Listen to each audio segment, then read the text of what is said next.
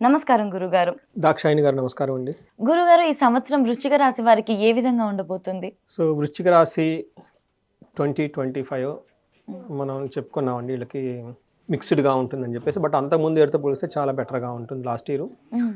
24తో compare చేస్తే 25 బాగుంది. 25తో compare చేస్తే 26 ఇంకా బాగుంటుంది వీళ్ళకి. హుహు. సో వీళ్ళకి ప్రస్తుతానికి కొంచెం మనకి ఏమవుతుందంటే మిక్స్డ్‌గా ఉంది. కానీ జూన్ తర్వాత చాలా బాగుంటుంది. మనం డీటెయిల్స్ డిస్కస్ చేసుకుందాం. హ్మ్. వృశ్చిక రాశి మనం ఫస్ట్ 2026 హోల్ ఇయర్ ఎలా ఉంటుందంటేనండి, నాయకత్వ లక్షణాలు కలిగి హ్మ్. రిస్క్ టేకింగ్ ఎబిలిటీ ప్రతి ఒక్కళ్ళలో ఉంటుంది. ఇంప్రూవ్ హ్మ్. అవుతుంది. హ్మ్.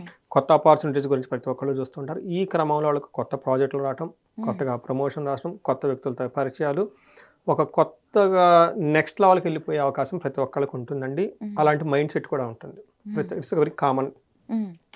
వృశ్చిక రాశి వాళ్ళకి ఇది ఎలా ఉందో మనం చూద్దాం. అందులో ముందు ఎలబోయే ముందు ఇందులో ఉన్న నక్షత్రాలు విశాఖ 4వ పాదం, అనురాధ 1, 2, 3, 4 పాదాలు, జ్యేష్ఠ 1, 2, 3, 4 పాదాలంతా ఇందులో వృశ్చిక రాశిలో ఉంటారు. పేరు బలం ప్రకారం చూసుకుంటే తో, నా, నీ, ను, నేను, యా, ఈ, యు అన్న పేర్లంతా ఇందులో ఉంటారు. జనరల్‌గా నాగరాజు, నాగమ్మ, నాగయ్య, నా అన్న పేర్లు వాళ్ళు ఎక్కువ ఈ వృశ్చిక రాశిలోనే ఉంటారు. సో ఈ వృశ్చిక రాశిలో వాళ్ళకి 26లో ఏమవుతుందంటే అండి, మనం 4 గ్రహాలు మేజర్ చేంజ్ అయ్యే వాటిని బేస్ చేసుకొని ప్రిడిక్షన్ చెప్తాం. హ్మ్. అవేంటంటే గురువు, శని, రాహుకేతువులు.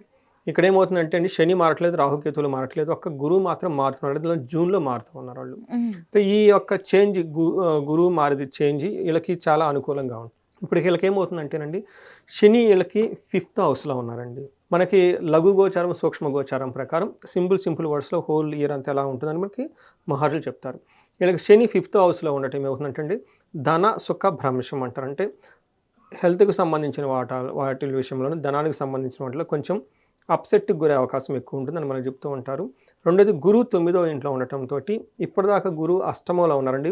నేను ప్రొఫెషనల్ మ్యాటర్స్‌లో చాలా మందికి గైడెన్స్ ఇచ్చాను ఈ రాశి వాళ్ళకి. హ్మ్. జాబ్ అంత అనుకూలంగా లేకపోవటం, హ్మ్. జాబ్‌లో ప్రెషర్ ఉండటం, ఇష్టం లేకపోయినా చేయటం, ఏదో హ్మ్. మేనేజ్‌మెంట్ వీళ్ళకి స్కిల్ సెట్ ఒకటైతే ఇంకొకటి స్కిల్ సెట్ బిజినెస్ వాళ్ళకి జాబ్ ఇవ్వటం. హ్మ్. ఇలా చేయకూడని ప్లేస్‌లో పనులు చేసుకుంటూ రావటం, ఇలా ఇబ్బందులతో ఉంటున్నారు ఎక్కువ మంది. హ్మ్. అయితే 9వ ఇంట్లో ఏమవుతుందంటే గురువు మారటంతోటి ఈ ధనానికి సంబంధించిన వాటి విషయంలోను జాబ్‌లో చాలా ఇంప్రూవ్‌మెంట్ వస్తుంది ఆళ్ళకి. కొత్తగా ప్రమోషన్స్ రావటం, పెళ్ళిళ్ళు అవ్వటం, శుభకార్యాలు జరగటం, ఇల్లు కట్టడం ఇవన్నీ జరిగే అవకాశం ఈ రాశి వాళ్ళకి ఎక్కువగా ఉంది. హ్మ్. అయితే 4వ ఇంట్లో రాహు ఉండటంతోటి ఇంటికి సంబంధించిన వ్యవహారాల్లో ఎక్కువగా భయపడుతూ ఉంటారు ఈళ్ళు. హుహు. యాక్చువల్‌గా అంత ఉండదు. కానీ ఈళ్ళు ఎక్కువ భయపడుతూ ఉంటారు. 10వ ఇంట్లో కేతు ఉండటంతోటి ప్రొఫెషనల్ మ్యాటర్స్‌లో కొంచెం కటింగ్‌లుగా ఉన్నట్లు ఉంటుందనమాట. హ్మ్. అంటే అంత స్మూత్‌గా ఉండదు. ఏదో కొన్నిసార్లు బావుంటది, కొన్నిసార్లు తగ్గుతుంటది, కొన్నిసార్లు బావుంటుంది. అప్స్ అండ్ డౌన్స్ ఎక్కువ ఉంటుందని చెప్పుకోవాలి. బట్ ఓవరాల్‌గా గనుక చూసుకుంటే లాస్ట్ ఇయర్‌తో కంపేర్ చేస్తే ఈ ఇయర్ చాలా బావుంటుంది. లాస్ట్ ఇయర్ ఎలా ఉందో అంతకుముందు సంవత్సరంతో కంపేర్ చేస్తే చాలా బావుంటుంది. అంటే ఈళ్ళు టోటల్‌గా ఒక ప్రోగ్రెసివ్‌గా ఉంటుంది ఈళ్ళ గ్రాఫ్ అంతా మనం చెప్పుకోవాలి. మనకి డీటెయిల్స్ గనుక చూసుకుంటే శనిలకి 5వ ప్లేస్‌లో ఉండి ఏమవుతుందో ఏంటంటే రిజల్ట్ మనకి మహర్షులు ఏం చెప్తారంటే, కార్యహాని, మనస్తాప, జ్ఞాతి వ్యాజ్య కళా కళా కలాపకం, హీన స్త్రీ సంభోగం, సంతాపః, పంచమస్తే భవేత్ శనో అని చెప్తూ ఉంటారు. అంటే ఈ టైంలో ఏం చెప్తారంటే, వీళ్ళకి ఏదైనా గనక కార్యం చేస్తే అందులో ఆటంకాలొస్తాయి. కానీ ఆగిపోదు. రెండోది మనస్తాపానికి ఎక్కువ గురవుతూ ఉంటారు. అన్నదమ్ములతో గొడవలు పడే అవకాశం ఎక్కువగా ఉంటుంది. ఒక ఇంపార్టెంట్ ఏంటంటేనండి, మనకి శని 5వ ప్లేస్‌లో ఉంటే ఎడిక్షన్స్‌ని ఎక్కువ ఇస్తారని మనకి చెప్తూ ఉంటారు ఈ హ్మ్. టైంలో. సో, లవ్, రొమాన్స్, హ్మ్. అన్‌వాంటెడ్ రిలేషన్‌షిప్స్, లేదంటే ఎక్కువగా టూ మచ్ ప్లేయింగ్ చేయటం, ఆల్కహాల్ తీసుకోవటం, too much speculative online games ఆడటం, హుహు. ఇవన్నీ ఎక్కువగా చేయాలనిపిస్తుందండి వీళ్ళకి. హుహు. టూ మచ్ సోషల్ మీడియాలో స్పెండ్ చేయటం, ఇవి ఎక్కువ చేస్తే ఆలోచన ఎక్కువగా ఉంటుంది. శని ఇది ఒకటే వాళ్ళకి డ్రాబ్యాక్ ఇస్తాడు. మిగతా అన్ని విషయాల్లో బానే ఉంటుంది. ధనం విషయంలో అప్స్ అండ్ డౌన్స్ ఎక్కువ ఉంటుంది. అంటే శని ఇక్కడ నార్మల్ తటస్థం అని మనం చెప్పుకోవచ్చు. హ్మ్. అయితే జూపిటరు వీళ్ళకి 8th అష్టమంలో గురువు ఉండటంతోటి జనరల్ సెన్స్‌లో వీళ్ళకి మేనేజ్‌మెంట్ స్కిల్స్ చాలా తక్కువగా ఉంటుంది. నాలెడ్జ్ షేరింగ్ కేపబిలిటీ తక్కువగా ఉంటుంది. అలానే ఎడ్యుకేషన్‌లో చాలా స్లోగా ఉంటారు. అలానే ఈ టైంలో పెళ్లి కాకుండా ఉండటం, లేదంటే పెళ్లి ప్రయత్నాలు చేస్తూ ఉంటే ఆగిపోవటం ఇవన్నీ ఎక్కువగా ఉంటుంది. ఎప్పటి వరకంటే జూన్ వరకు.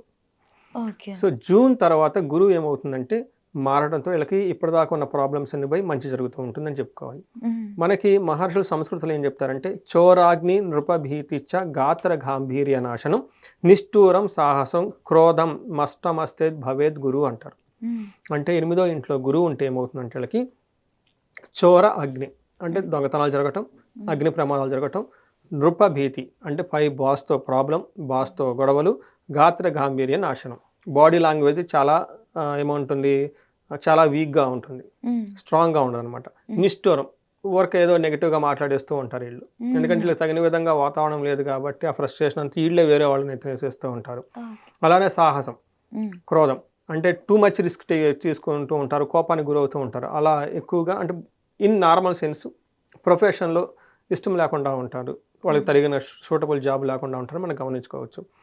అయితే జూన్ తర్వాత మారిన తర్వాత గురువు అనుకూలంగా రావడంతో అర్థం స్వకులాచార, గృహలాభం, సుఖభోజనం, నిత్య శ్రీ జన సంపర్క, నవమస్థిత్ భవేద్ గురువు అంటారు. 9వ ఇంట్లోకి గురువు రావడంతో లక్ యాక్టివేట్ అవుతుంది. ఇప్పటిదాకా పడిన హార్డ్ వర్క్ ఒక మంచి రిజల్ట్ వస్తూ ఉంటుంది.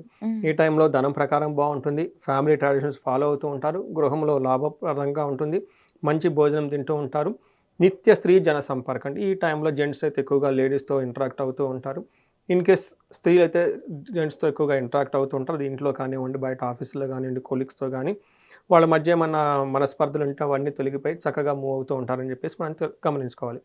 వీళ్ళు ఏమంటారు, సర్వ సౌభాగ్య సిద్ధి, కుటుంబ సౌఖ్యం, అధికార ప్రాప్తి ఇవన్నీ ఇస్తూ ఉంటారు. కాబట్టి ఒక మంచి టైంలో జూన్ తర్వాత ఎంటర్ అవుతున్నారో మనం చెప్పుకోవచ్చు.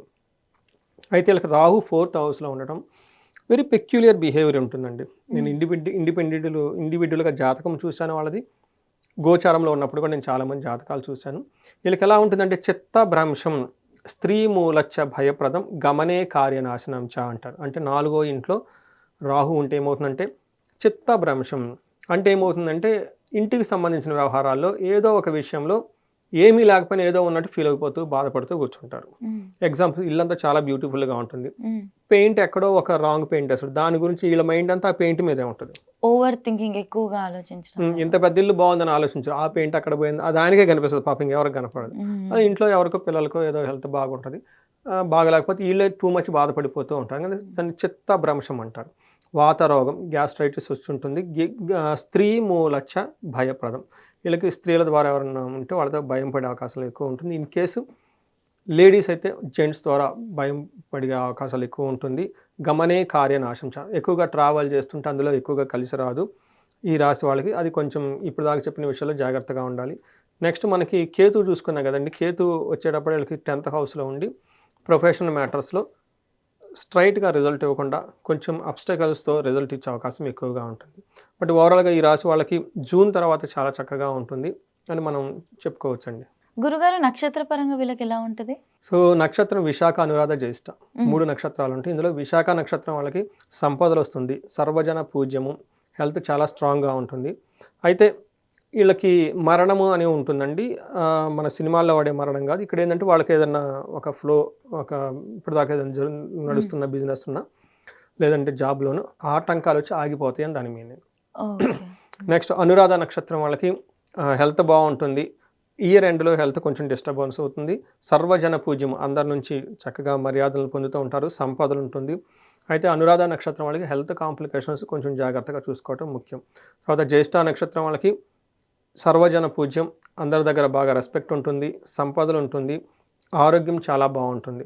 అయితే వీళ్ళకి గురువు వల్ల ఫస్ట్ 6 monthsలో హెల్త్ ప్రాబ్లమ్స్ ఉండే అవకాశం ఉంటుంది.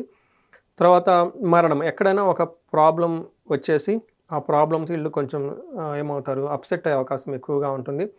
అప్పటిదాకా వాళ్ళు కలలు కన్నా ఒకటి ఏదైనా డ్రీమ్ ప్రాజెక్ట్ ఏదైనా ఉంటే అది ఆగిపోయే అవకాశం ఎక్కువగా ఉంటుంది. ఇది గమనించుకోవాలండి. గురుగారు, ఇప్పుడు మీరు చెప్పిన వాటన్నిటిలో కొన్ని సమస్యలు అయితే కొంతమందికి ఉన్నాయి కదా, మరి వాటికి పరిహారంగా ఏం చెప్తారు? సో ఎక్కువ వీళ్ళకి అష్టమంలో గురువు ఉన్నారండి. గురువుకి శాంతులు చేసుకోవాలి. తర్వాత కోటప్పకొండని దర్శనం చేసుకోవాలి, అది మన గుంటూరు దగ్గర ఉంటుంది. ఆశ్రమాలు ఎక్కువ తిరగటం, తర్వాత సాధువులకి ఇలాంటి వాళ్ళకి దానాలు చేస్తూ ఉంటే గురువు యొక్క ప్రభావం నెగటివ్ అనుగ్రహం పెరుగుతూ ఉంటుంది. రెండోది వీళ్ళకి పాత యాన్షియంట్ స్క్రిప్చర్స్ ఎక్కువ చదువుతూ ఉండాలి వీళ్ళు. భగవద్గీత కానివ్వండి, రామాయణ, మహాభారతాలు, యాస్ట్రాలజీ ఇలాంటి సబ్జెక్టులన్నీ ఎక్కువ చదువుతూ ఉంటే చాలా బాగుంటుంది. గురువు యొక్క అనుగ్రహం పెరుగుతూ ఉంటుంది. గురువులకి వందనం చేసుకుంటాలి. వీళ్ళకి టీచర్స్కి అంత బట్టలు అవన్నీ ఇస్తుంటే కలిసి వస్తూ ఉంటుంది.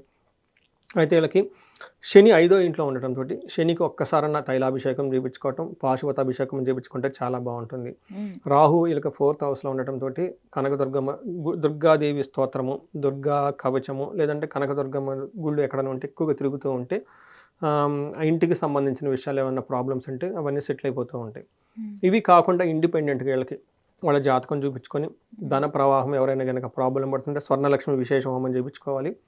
ప్రొఫెషన్లో బాగా రాణించడానికి, ఎందుకంటే వీళ్ళకి కొంచెం ప్రొఫెషనల్లో ఇబ్బంది పడే అవకాశం ఎక్కువ ఉంటుంది కాబట్టి వాళ్ళకి మన్యు పాశుపత అభిషేకం చేయించుకోవటం, చండీ హోమం, చండీ పారాయణం చేయించుకోవటం, ఇంకా వాళ్ళకి ఇండిపెండెంట్గా ఏమైనా కనుక దోషాలు ఉంటే అవి దశాభుక్తులు అవన్నీ చూపించుకొని వాటి ప్రకారము వాటికి శాంతులు చేయించుకొని వాళ్ళ ఇష్టసిద్ధి ఏదైతే సాధించాలనుకుంటున్నారో దానికి సంబంధించిన మంత్రాలు, స్తోత్రాలు అవి చదువుకొని, లేదంటే అభిషేకాలు, లేదంటే హోమాలు అవి చేయించుకుంటూ ఉంటే ఎలాంటి ప్రాబ్లం ఉన్నా 3 to 6 మంత్స్లో ఆ ప్రాబ్లమ్స్ నుంచి బయటకు వచ్చేస్తారండి.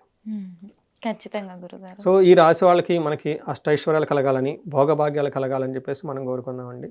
నమస్తే. ధన్యవాదాలు.